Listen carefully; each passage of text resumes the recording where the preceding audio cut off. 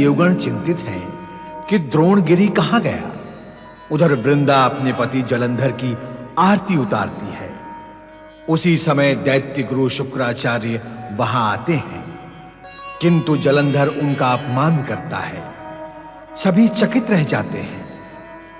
चिंतित देवगण रक्षा के लिए श्री विष्णु के पास आते हैं, तो वे सभी को रक्षा का आश्वासन देते हैं और लक्ष्मी को वचन भी कि वे जलंधर पर सुदर्शन चक्र नहीं चलाएंगे। जलंधर स्वर्गलोक पर आक्रमण कर देता है। इंद्राणी भयभीत होती है। देव दानव युद्ध आरंभ होता है। जलंधर और विष्णु में युद्ध होता है। पवन राहु, छोटा सा तो शरीर है तुम्हारा, यूं कहो कि आधे से भी आधा। उसे भी तुमने पत्थर की भांति कठोर बना रखा है। भला क्यों? नारद, तुम वीणा अवश्य बजाते हो, किंतु तुम्हारी वाणी में विष है। अमृत पान किए हुए असुर को भी अमृत में विष ही दिखाई देगा राहु। नारायण नारायण, दोष तुम्हारा नहीं है, तुम्हारी आसुरी वृत्ति का है। तुम्हारी दिव्य वृत्ति भी कुछ बड़ा काम नहीं कर पाएगी नारद। नारायण नारायण। राहु, आसुरी शक्तियां दिव्य शक्तियों के मार्ग में बाधक अवश्य होती है, किंतु उन्हें परिणाम तथा अपने दिव्य लक्ष्य तक पहुंचने से रोक नहीं सकती, क्योंकि उनमें वो सामर्थ्य होता ही नहीं। नारायण नारायण। देख लो, तुम्हारे दैत्यराज जलंधर स्वर्ग से वंचित रह गए। अरे इतना ही नहीं राहु, वो अपनी बहन और बहनोई माता लक्ष्मी तथा श्रीहरि विष्णु को अपने साथ अपने भवन में ले गए हैं। नारायण नारायण। ये सब तुम्हारी कुटिलता और कुचाल के कारण हुआ है नारद। तुमने दैत्यराज को भरमा दिया है। मैं जाकर उन्हें सचेत करूंगा। दैत्य और असुरों में यदि सचेत होने की बुद्धि और समझ होती तो स्वर्ग आकाश में नहीं, धरती पर होता। और फिर दैत्यराज के लिए सचेत होने की अपेक्षा अचेत होने की संभावना अधिक है। नारायण नारायण। और फिर सचेत करने के लिए दैत्य गुरु शुक्राचार्य जो हैं, किंतु गुरु शुक्राचार्य से पूर्व वहां पहुंचकर दैत्यराज का गुरु बनने का यदि तुमने प्रयत्न किया तो पान किया हुआ अमृत भी संभवतः कार्य ना करे। नारायण नारायण। और तुम्हारी दुर्गति में कहीं और अधिक वृद्धि न हो जाए। सावधान, इस बचे हुए मस्तिष्क को बचाना।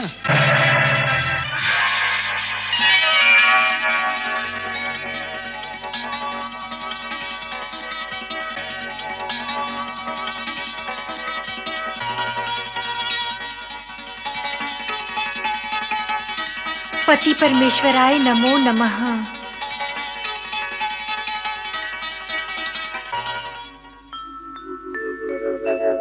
सशंख चक्रं सकिरीटी कुंडलं सपीतवस्त्रं सरसीरुहेक्षणं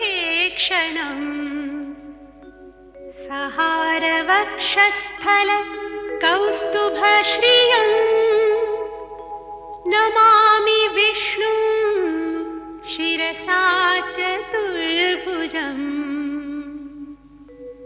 लक्ष्मी लज्जे महाविद्ये श्रद्धे पुष्टि स्वधे ध्रुवे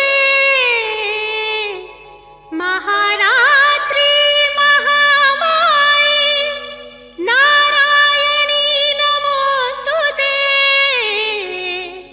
नारायणी नमोस्तुते।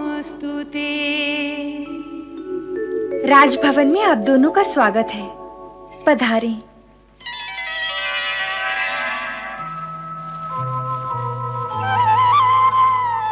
स्वामी, आपने देवताओं के हित चिंतक श्री स्वरूपा लक्ष्मी और श्री नारायण को अपने भवन में आमंत्रित कर उनका आदर सम्मान करके अपना यश उज्जवल किया है।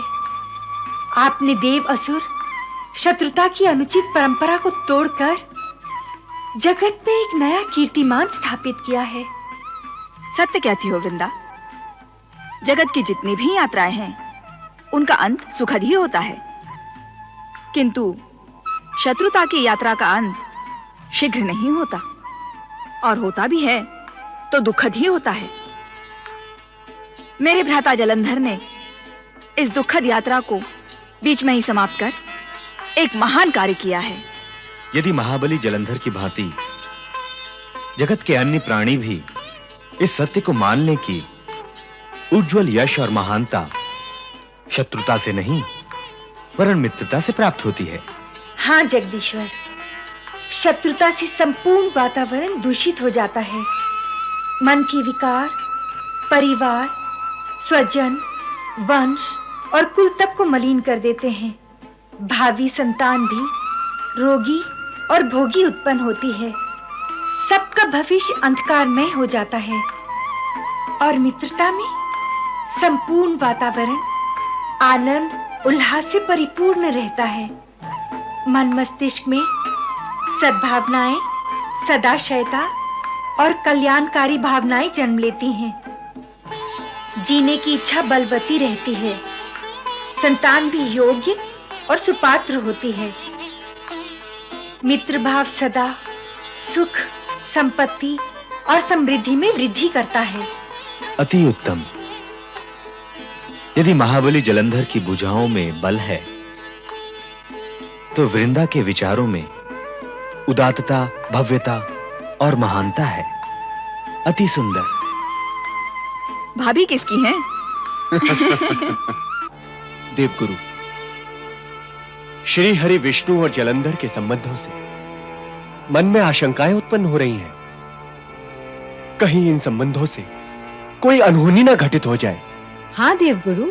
अर्थात? देवगुरु, जलंधर देवताओं का शत्रु है और भगवान श्री हरि विष्णु देवताओं के हितैषी व रक्षक। जलंधर श्री हरि विष्णु के साथ साथ लक्ष्मी जी को भी अपना अतिथि बनाकर ले गया है। क्या इसका परिणाम शुभ होगा? यह भी हो सकता है कि अब श्री हरि विष्णु देवताओं का पक्ष न लेकर असुरों के हित व पक्ष में कार्य करें। श्री हरि विष्णु के विषय में ऐसा सोचने का कारण? वे जलंधर के बहनोई हैं गुरुदेव, बहनोई। और कहा भी तो जाता है कि सारे जग की सच्चाई एक ओर और पत्नी का भाई दूसरी ओर। श्री हरि विष्णु भी पत्नी भ्राता के प्रेम प्रवाह में हमसे दूर निकल सकते हैं। आप भूल रहे हैं देवराज, निम्न कोटि के प्राणी स्वार्थवश प्रेम व संबंध में अस्थिर होते हैं, किंतु उच्च कोटि के महान सत्पुरुष स्वार्थ को संबंधों पर भारी नहीं होने देते। भगवान श्री हरि विष्णु के विषय में ऐसा सोचना भी पाप है। वो कदापि ऐसा कार्य नहीं करेंगे जो देवताओं के हित में न हो। हाँ, सोचती तो मैं भी यही हूँ। देवी इंद्राणी, आप सोचने का कार्य न करें, सत्य को मानने का कार्य करें। देवगुरु, घटना का सत्य शंका को जन्म देता है और शंका कभी मन में सत्य को प्रवेश नहीं करने देती। नारायण नारायण। बार बार शंका करना और फिर शंकित होकर अपमान करना, ये तो आपदाओं को आमंत्रित करने जैसा है। देवराज, आपने भगवान भोलेनाथ के अवधूतेश्वर अवतार के साथ जो दुर्व्यवहार किया था, ये जलंधर उसी का परिणाम है जो आपको कष्ट दे रहा है। अब यदि आप भगवान श्री हरि विष्णु के लिए मन में विरोधी विचार लाएंगे तो फिर कोई जलंधर उत्पन्न होकर आपकी विपदाओं में वृद्धि करेगा। सोच ले देवराज, आपके सिर पर आई सारी विपदाओं के उत्तरदायी केवल आप ही होंगे। नहीं नहीं देवर्षि, हमें श्राप न दें। वैसे ही हमारी विपत्तियां कम नहीं हैं। श्राप, आशीर्वाद, कृपा, अकृपा, ये सब कर्मों और आचरण की उत्पत्ति है देवी सची। कोई भी किसी का हित अहित करने की क्षमता नहीं रखता। प्राणी के कुविचार, सद्विचार, अपकर्म और सुकर्म ही गुरुत्वाकर्षण द्वारा सुफल अथवा कुफल को प्राप्त होते हैं देवी सची। अब भगवान श्री हरि विष्णु के प्रति कुविचार करना क्या सुफल होगा? देवर्षि, पर ये तो सत्य ही है कि वे लक्ष्मी जी के साथ जलंधर भवन गए हैं। अवश्य गए हैं, और उनका आतिथ्य भी स्वीकार किया है। परंतु जलंधर का आतिथ्य स्वीकार करने से यह तो सिद्ध नहीं हो जाता देवी सची कि भगवान श्री हरि विष्णु अब देवगण के शुभ चिंतक और हितैषी नहीं रहे। महान विभूति के विषय में चर्चा और विचार करने के लिए एक महान मन मस्तिष्क की आवश्यकता होती है। ऐसा मन मस्तिष्क जिसके सभी द्वार खुले हो। नारायण नारायण। फिर वृंदा तो एक महान नारी है। देवी शची, ऐसा प्रतीत होता है कि हमारे स्वयं के संबंधों की कटुता का कारण वृंदा ही है। वृंदा की महानता, वृंदा की उदारता और उसके त्याग की भावना कहीं हम देवताओं की बलि का कारण ना बन जाए। स्वामी, स्वामी, धन्य हो गई मैं आपकी बहन लक्ष्मी और श्री हरि विष्णु के दर्शन करके। कितने आत्मीय हैं दोनों। यूं तो दोनों ही आपके शुभचिंतक हैं, किंतु स्वाभाविक है कि बहन लक्ष्मी आपके विषय में अधिक विचार करती हैं। अब वे आपको देवताओं से पराजित होने नहीं देंगी। नहीं वृंदा, नहीं। जैसा तुम सोच रही हो वैसा नहीं है। तो फिर कैसा है? उस चोटी वाले नारायण जपू नारद के बहकाए में आकर मैं भ्रमित हो गया था और लक्ष्मी और विष्णु को अतिथि बनाकर यहां ले आया। तो क्या तुम्हें नहीं लगता कि ऐसा करके मैंने भारी भूल की है? कहो, नहीं लगता तुम्हें कि मुझसे भयंकर भूल हुई है? हां, यही सत्य है। तुमसे भारी भयंकर भूल हुई है जलंधर। किंतु तुम्हारा यह सोचना भी ठीक है कि तुम नारद के बहकावे में आ गए थे। उसी ने तुम्हें विष्णु और लक्ष्मी को यहां लाने का परामर्श देकर मूर्ख बनाया है। क्या महाबली जलंधर को मूर्ख बनाया? हां, मूर्ख बनाना और इधर उधर की करके आनंद लेना नारद का काम है। जिसे दुखी होना होता है वो पहले उसकी बातों के भुलावे में आकर मूर्ख बनता है। गुरु, मैं नारद को मरोड़ दूंगा। बहको मत जलंधर। इस संपूर्ण जगत में तोड़ मरोड़ का कार्य करने में केवल नारद ही महारथी है। तोड़ फोड़ का कार्य वो स्वयं हंसते हुए और दूसरों को हंसाते हुए इतने सहज भाव से नारायण नारायण कहते हुए करते हैं कि दूसरे को पता भी नहीं चलता कि वो कब मूर्ख बनकर रोने के लिए बाध्य हो गया। गुरु, ये मूर्ख मूर्ख का आलाप छोड़ो। अब करना क्या है वो कहो। छोड़ू कैसे? मूर्खता का परिमार्जन तो करना ही होगा। वो कैसे? उन दोनों को तुरंत यहां से विदा करके।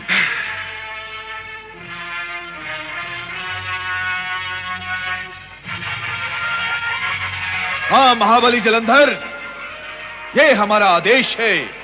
तुम उन दोनों को तुरंत यहां से विदा करो। यदि तुमने ऐसा नहीं किया तो तुम्हारा तो अमंगल होगा ही।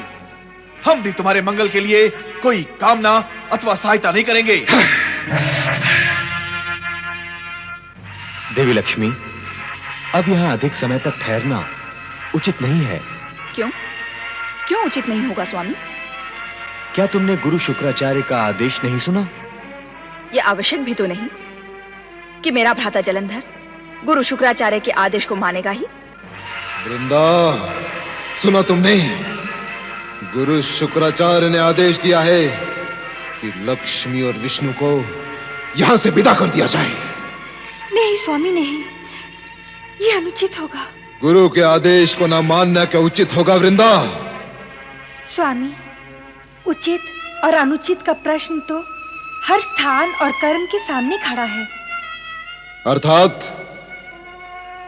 स्वामी, आप स्वयं अपनी इच्छा से आदर पूर्वक उन दोनों को यहाँ लेकर आए हैं। अब निरादर से उन दोनों को यहाँ से जाने के लिए कहना क्या उचित होगा?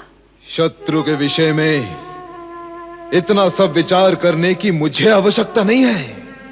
स्वामी, उनके शत्रु होने का ज्ञान आपको पहले से था, तो आप उन्हें यहाँ लेकर ही क्यों आए? आप ये क्यों भूलते हैं कि लक्ष्मी जी आपकी बहन है और श्री हरि विष्णु उनके पति? निर्णय आपको करना है कि आप उन्हें पहले शत्रु मानते हैं या संबंधी। अपना कोई संबंधी यदि शत्रु हो जाए तो उसके साथ शत्रुता का व्यवहार संगत है, किंतु शत्रु यदि संबंधी हो तो लगता है कि अब मुझे गुरु शुक्राचार्य की आवश्यकता ही नहीं रही। तुम जो गुरु बनकर प्रवचन करने लगी हो, किंतु वृंदा, तुम्हारे प्रवचन का मुझ पर तनिक भी प्रभाव नहीं होगा। मैं इसी समय जाकर लक्ष्मी और विष्णु को विदा करके आता हूं। स्वामी, मैं आपसे प्रार्थना करती हूँ, आप अतिथियों का अपमान न करें, अतिथियों का अपमान न करें स्वामी। अतिथियों का अपमान नहीं होगा तो मेरा अफसान होगा। सुना नहीं गुरुवर ने क्या कहा था? स्वामी, मैं ऐसा उपाय करूंगी जिससे ना आपका अवसान होगा और न ही अतिथियों का अपमान। आप निश्चिंत रहें, किसी का हित हुए बिना मैं वो सब कर दूंगी जो आप चाहते हैं। सोच लो वृंदा, यदि तुमने शीघ्र ही वो नहीं किया जो मेरी इच्छा है, तो फिर मैं वो कर दूंगा जो तुम्हारी इच्छा नहीं है। मैं दोनों को धकेल कर बाहर कर दूंगा। नहीं नहीं, ऐसा अवसर नहीं आएगा। ऐसा अवसर नहीं आएगा तो फिर वैसा अवसर भी नहीं आएगा।